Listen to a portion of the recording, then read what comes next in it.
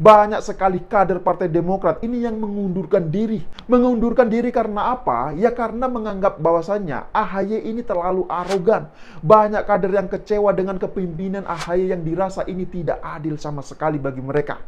Ya, kita lihat saja nantilah setelah Angelina Sondag bebas ya. Maka selanjutnya adalah Anas Urbaningrum.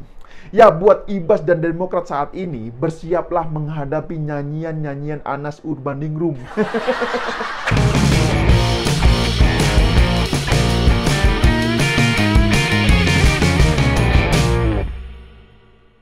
Ya, jumpa lagi dengan saya, Yusuf Muhammad. Angelina Sondag akhirnya bebas dari penjara setelah menjalani masa hukuman selama 10 tahun penjara. Dan meski telah menjalani hukuman selama 10 tahun penjara ya, namun Angelina Sondag ini masih terlihat sangat cantik dan muda. Ya wajar lah, sekedar info saja bahwasanya Angelina Sondag ini dulunya kan mantan Putri Indonesia pada tahun 2001. Dia kemudian bergabung dengan Partai Demokrat dan kemudian dia ini terpilih menjadi anggota DPR RI selama 2 periode. Yaitu pada periode 2004 hingga 2009 dan kemudian dilanjut dengan periode 2009 hingga 2014.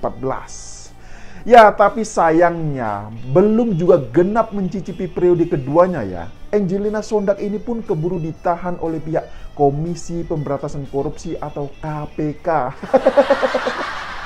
Ya, kasihan sekali nasib Angelina Sondag ini.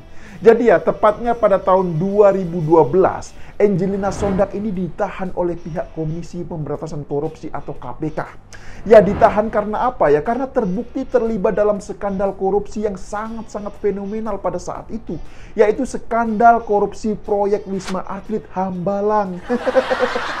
Tahu kan? Nah, tidak lama kemudian ya, setelah Angelina Sondag ini bebas, maka kemungkinan besar pada tahun ini juga akan menyusul Anas Urbaningrum, mantan Ketua Umum Partai Demokrat yang saat ini masih mendekam di penjara karena tersangkut kasus korupsi Hambalang. Dan nampaknya ya, dari semua pemberitaan ini ya, ada yang mulai merasa ketar-ketir. Ya, siapakah dia? Ya, siapa lagi kalau bukan Ibas dan keluarga besar Partai Demokrat saat ini? Ya iya kan, mungkin mereka ini saat ini susah tidur, khususnya ya Ibas ini.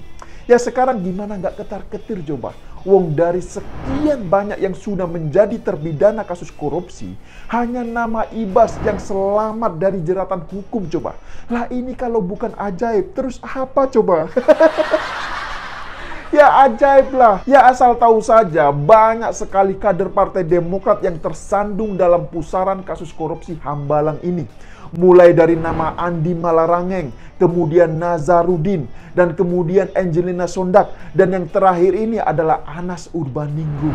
Nah, untuk Andi Malarangeng, Nazarudin, dan Angelina Sondag, mereka ini sudah bebas. Jadi tinggal Anas Urbaningrum yang sampai saat ini masih mendekam di dalam tahanan. Dan kabarnya ya, kalau nggak tahun ini, ya mungkin pada awal tahun depan, Anas Urbaningrum ini akan segera bebas dari tahanan.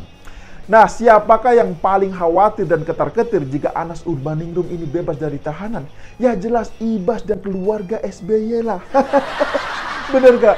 Ya hal ini bukan tanpa alasan loh ya. Karena dari sekian banyak kader Partai Demokrat yang tersandung kasus korupsi Hambalang ini ya, ada juga nama Ibas yang disebut oleh Nazarudin telah menerima uang sebesar 450.000 US dollar.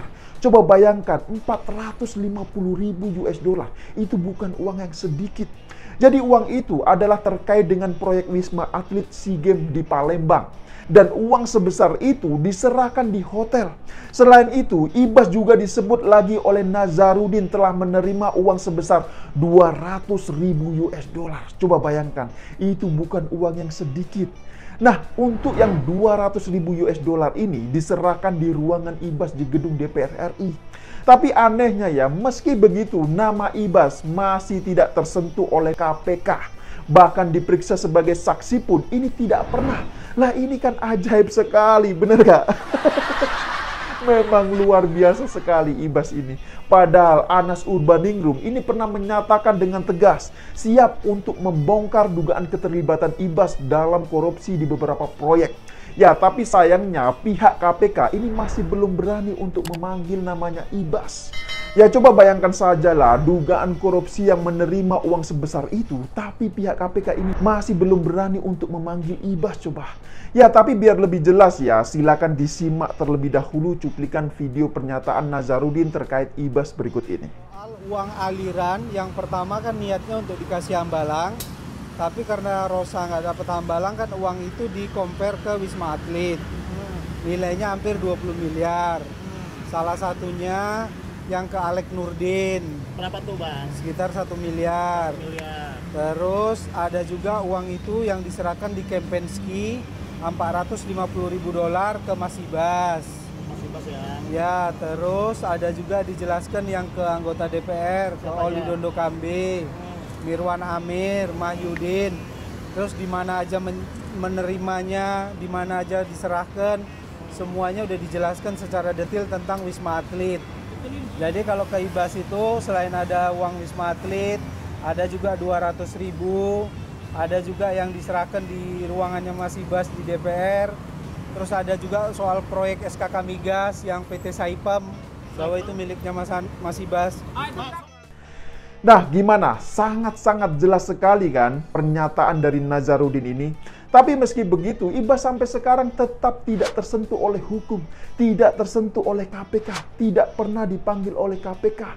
Dan inilah keajaibannya. Dan kalau bicara soal pembagian jatah atau fee, bukan rahasia umum lagi bahwa banyak sekali praktek-praktek seperti itu di internal partai. Misalnya pada kesaksian Angelina Sondak, dia ini pernah mengatakan dalam saksi di persidangan bahwa setiap proyek pemerintah, Demokrat ini selalu mendapat jatah sebesar 20%. Jadi menurut Angelina Sondak, hal itu didapatkan berdasarkan perolehan kursi di DPR RI. Ya, kita tahu kan pada tahun 2009 Demokrat ini mendapatkan kursi sebesar 20% di DPR RI.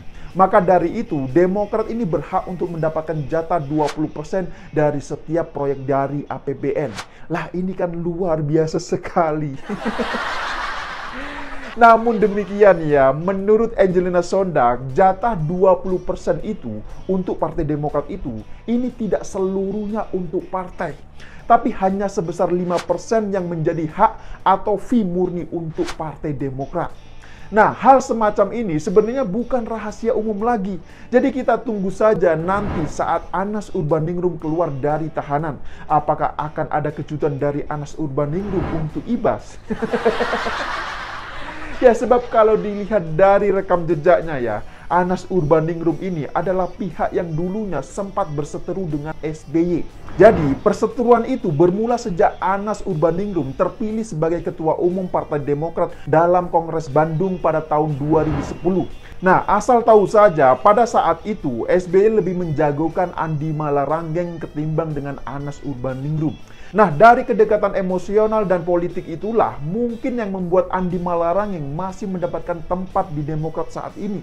Ya, coba bayangkan sajalah, terbidana kasus korupsi, tapi masih diberi tempat dan jabatan di struktur kepengurusan Partai Demokrat saat ini coba. Lah, ini kan sangat luar biasa sekali. Masa ya, koruptor ini masih diberi tempat coba. Nah, lanjut lagi ke soal Anas Urbaningrum. Jadi ketika Anas Urbaningrum menjadi Ketua Umum Partai Demokrat pada saat itu, maka muncullah perlawanan dari SBY. Dan puncaknya ketika ada kasus korupsi Hambalang pada tahun 2013 ketika Anas Urbaningrum ini dipanggil oleh pihak KPK. Nah, SBY pun kemudian ini melakukan proses pengambil alihan Ketua Umum Partai Demokrat dari Anas Urbaningrum ke dirinya tanpa melalui mekanisme ADART. Lah, ini kan sangat-sangat luar biasa sekali. Padahal pada saat itu Anas Urbaningrum ini masih belum ditetapkan sebagai tersangka oleh pihak KPK. Jadi bermula dari situlah SBY kembali berhasil menguasai Partai Demokrat. Waktu yang tepat sebelum SBY lengser dari jabatan presiden pada tahun 2014. Dan setelah sekarang Demokrat diwariskan ke AHY ya, Demokrat pun ini terus mengalami konflik internal. Banyak sekali kader Partai Demokrat ini yang mengundurkan diri. Mengundurkan diri karena apa? Ya karena menganggap bahwasannya AHY ini terlalu arogan. Banyak kader yang kecewa dengan kepemimpinan AHY yang dirasa ini tidak adil sama sekali bagi mereka. Ya, kita lihat saja nantilah setelah Angelina Sondag bebas ya. Maka selanjutnya adalah Anas Urbaningrum. Ya, buat Ibas dan Demokrat saat ini, bersiaplah menghadapi nyanyian-nyanyian Anas Urbaningrum. Ya, saya kira demikian dululah opini singkat Okedum kali ini. Pesan saya buat Anas Urbaningrum, jika nanti sudah bebas dari tahanan, maka silakanlah buat nyanyian untuk putra mahkota Pangeran Cikias. Ya, saya pikir itu. Terima kasih. Tidak lupa saya ingatkan, jaga terus NKRI. Terima kasih buat yang sudah like dan menonton video ini dari awal hingga akhir. Dan sampai jumpa di episode Okedum selanjutnya.